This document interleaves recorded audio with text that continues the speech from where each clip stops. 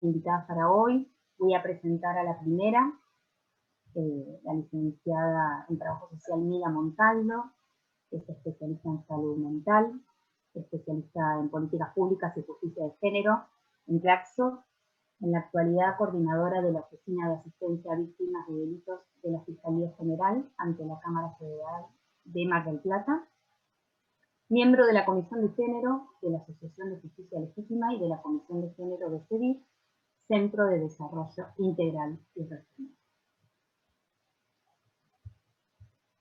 ¿Estás ahí, Mila? Sí, bueno, Lorena, muchísimas gracias. Agradecer, por supuesto, al Colegio Profesional y a la Secretaría de Género por permitirme compartir este espacio con ustedes y a través de ustedes, por supuesto, a todo el colectivo y el colectivo profesional y no profesional, digamos, y de otras disciplinas que seguramente nos estarán escuchando. Y un poco escuchándote, valga la redundancia de la palabra, escuchándote a vos en cuanto a estas preguntas, estas inquietudes por el cual arrancar este conversatorio, yo voy a hablar, armé algo para compartir con ustedes y voy a hablar eminentemente a partir de una práctica esencialmente profesional de tinte interdisciplinaria. ¿Y por qué en un universo judicial? ¿Y por qué voy a hablar de una práctica interdisciplinaria? Porque fue justamente el trabajo social el que pudo de alguna manera introducir esta metodología de trabajo, ¿no? El marco de un trabajo donde la justicia federal y penal prácticamente es un sistema judicial duro, ¿no? Donde la complejidad de las problemáticas sociales, nosotros trabajamos específicamente en el interior, yo estoy en Mar del Plata, en la jurisdicción de Mar del Plata, trabajamos con delitos complejos.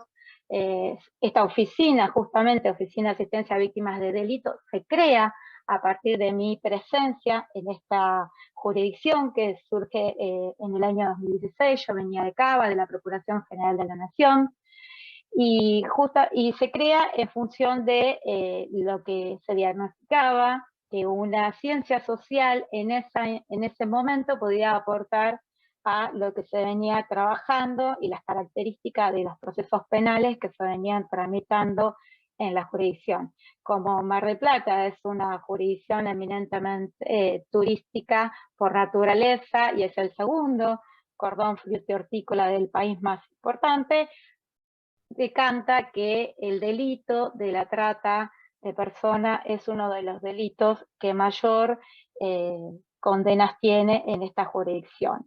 Por lo tanto, el mayor porcentaje de víctimas que atendemos dentro de la oficina, diría casi en un 80%, tiene que ver con el delito de trata de personas, donde sabemos que tanto en la trata laboral como en el delito de explotación sexual, la violencia de género se da en extremos. Pero un poco remontándome a lo que habíamos hablado con Lorena y tratando de ser, digamos, disciplinada en eso, Lorena me había pedido un poco charlar en esto que uno viene pregonando, en este trabajo intrainstitucional e interinstitucional que viene haciendo. Como bien decía Lorena, yo participo en estas organizaciones civiles, jurídicas, donde justamente la gran disputa que tenemos dentro del universo jurídico es pensar una reforma judicial que, si consideramos que debe ser en clave feminista, tiene que venir del campo interdisciplinar. En este sentido, yo quiero hacer una historicidad para ser respetuosa con cómo se llegó, cómo llegué a esta instancia. Yo soy partidaria de que el conocimiento es una construcción social y nosotros somos interlocutores de todo lo que tiene que ver con nuestro entorno, lo que vamos construyendo a partir de nuestros contextos donde nos situamos. Y esta idea de la interdisciplina en el marco de la reforma judicial con perspectiva de género surgió allá por en los inicios del año 2020, donde el Ejecutivo larga la iniciativa política de la reforma judicial, pero que en su letra no existía lo que tenía que ver con perspectiva de género. Por lo tanto, empezamos a trabajar en la Comisión de Género de la Asociación de Justicia Legítima, un proyecto que le hemos aportado en su momento al presidente a través de nuestra presidenta, que es la doctora Cristina Camaño, donde justamente decíamos, en el marco de un gran proyecto, 4 palabras clave tenía nuestro proyecto.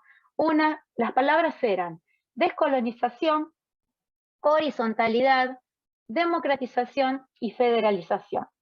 Y la conveníamos como palabras que eran elementales para pensar una reforma judicial con perspectiva de género.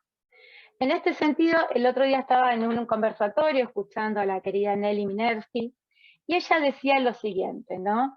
Las mujeres y el activismo han sido fundamentales para que se asuma la justicia de género, una perspectiva de género feminista, porque las reformas son resultados de lo que va permeando las estructuras del activismo femenino.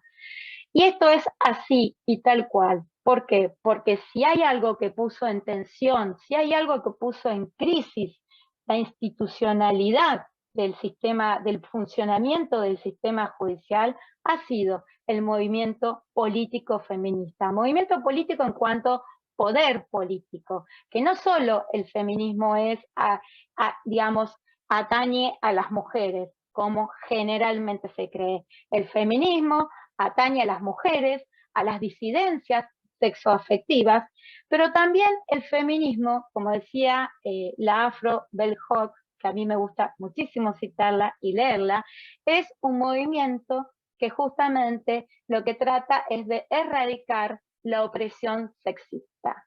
Ella hablaba de que había una categoría de género y que el género, durante la historicidad que ella hace del movimiento feminista, en algún momento había dejado de lado justamente lo que tenía que ver con la opresión del sexismo. ¿Y esto qué implicó?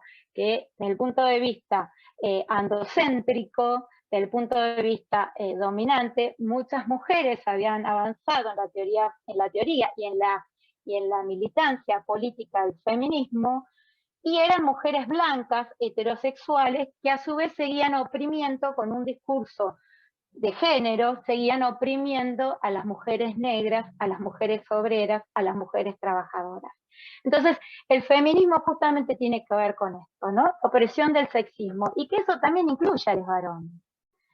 La opresión en general incluye a los varones, porque los sitúa en un lugar que, si bien es de privilegio en la historia, como bien lo describe el feminismo, también los sitúa en un lugar donde los condiciona absolutamente en su ser social al tener que responder culturalmente a determinados estereotipos de conducta y de comportamiento.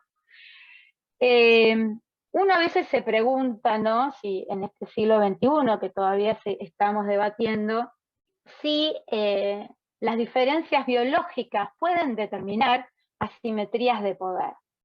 Y es cierto, sí, por eso estamos acá debatiendo, lo cual es una barbaridad, que lo biológico determine cuál va a ser el lugar de subalternidad que vas a ocupar si sos mujer o si sos una feminidad disidente sexualmente. ¿Por qué?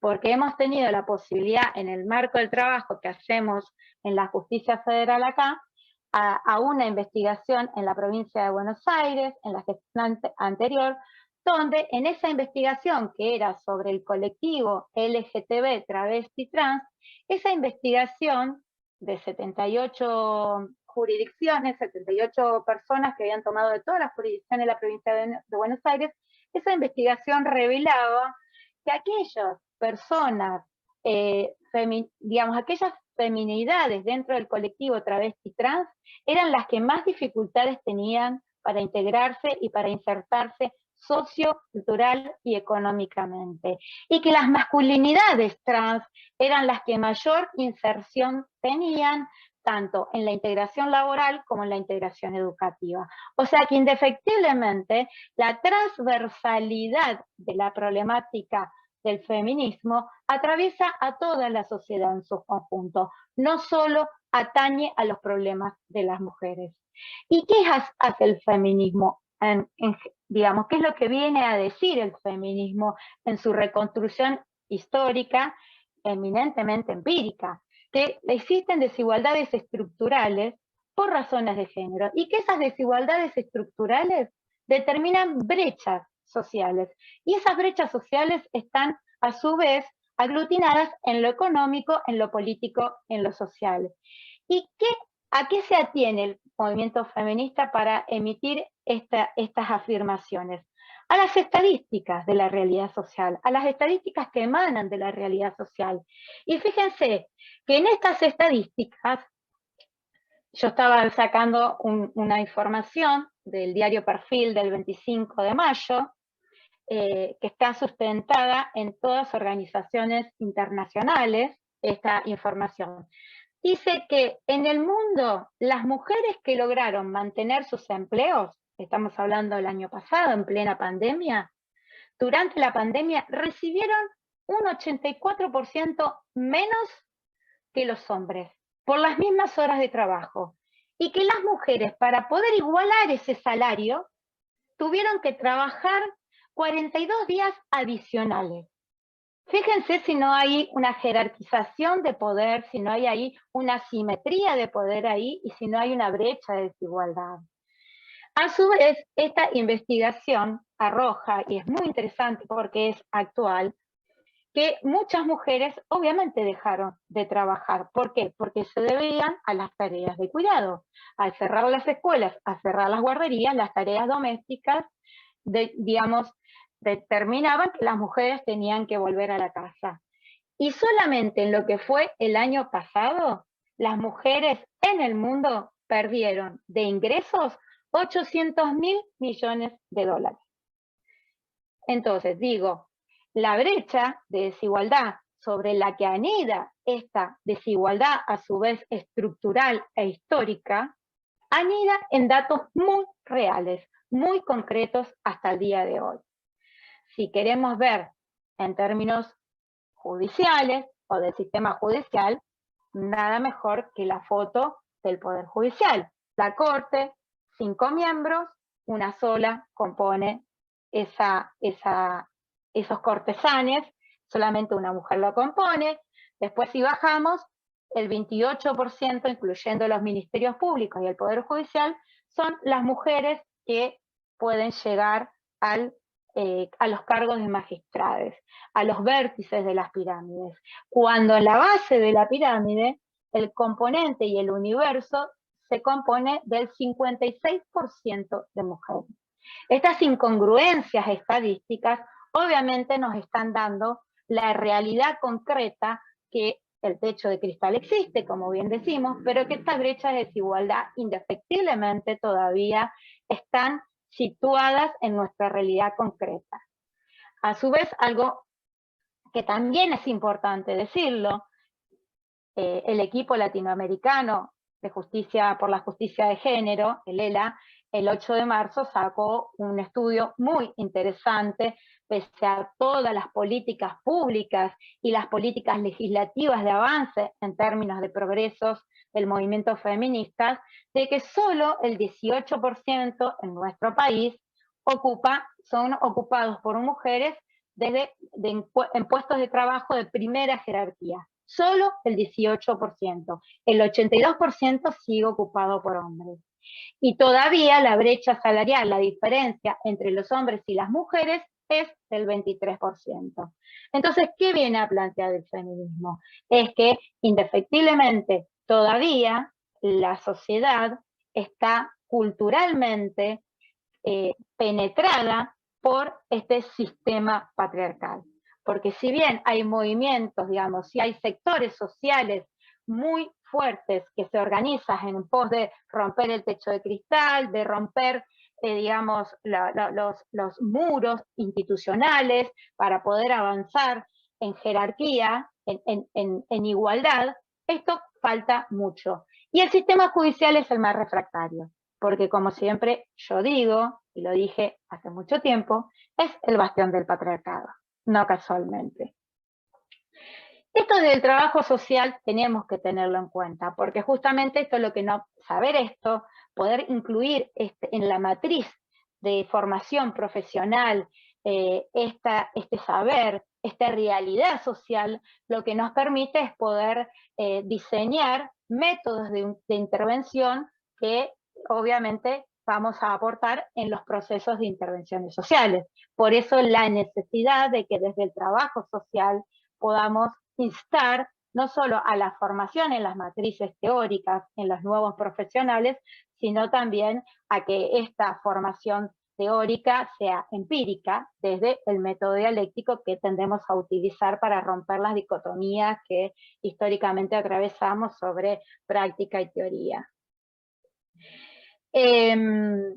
Ahora bien, a mí hay algo que me está preocupando en los últimos tiempos, porque si bien nosotros arrancamos con esto de que la necesidad de la interdisciplina en el debate de la reforma judicial, también es cierto que en los últimos tiempos esos espacios se van ciñendo, ¿no? Se van como circunscribiendo a espacios de abogados.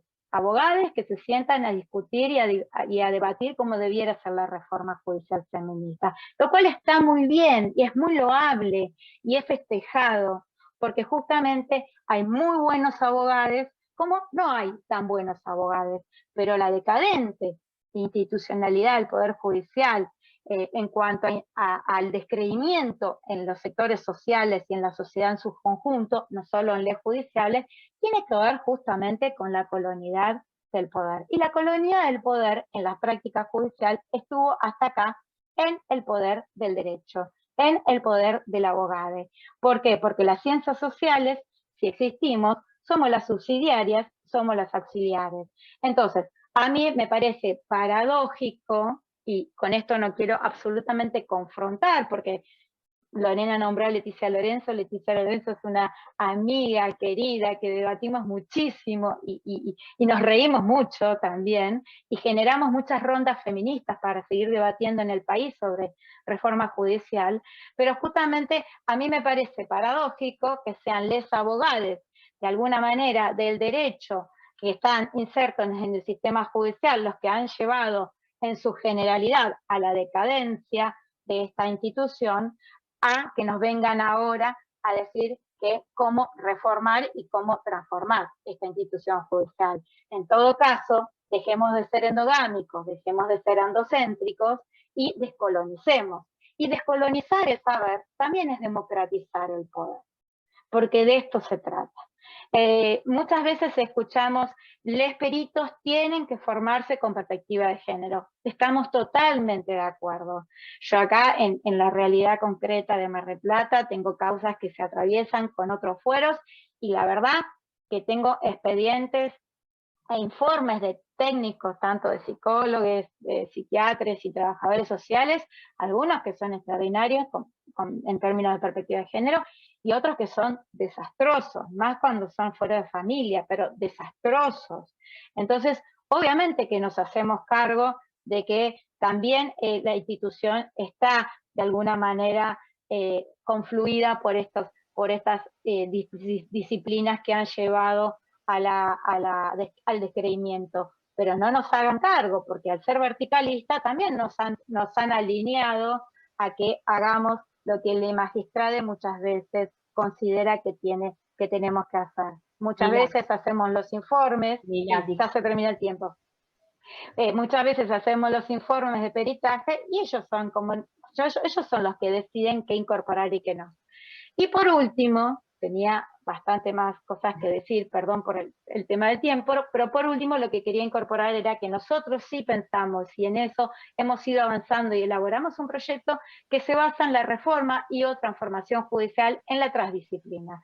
Es necesario pensar la transdisciplinariedad para poder realmente avanzar hacia una reforma judicial. Si no, vamos a avanzar en una institución cuya capilaridad andocéntrica está situada desde el poder colonial del derecho, donde los mismos abogados en ese poder colonial van a seguir debatiendo y discutiendo sobre cómo reformar lo que lamentablemente ha sido llevado a una institución decadente a la sociedad en su conjunto. Muchas gracias, Lorena. Gracias, Mila. Muchas gracias por tus aportes y nos deja todo pensando, todo lo que nos traes, todo lo que nos sumás. La verdad que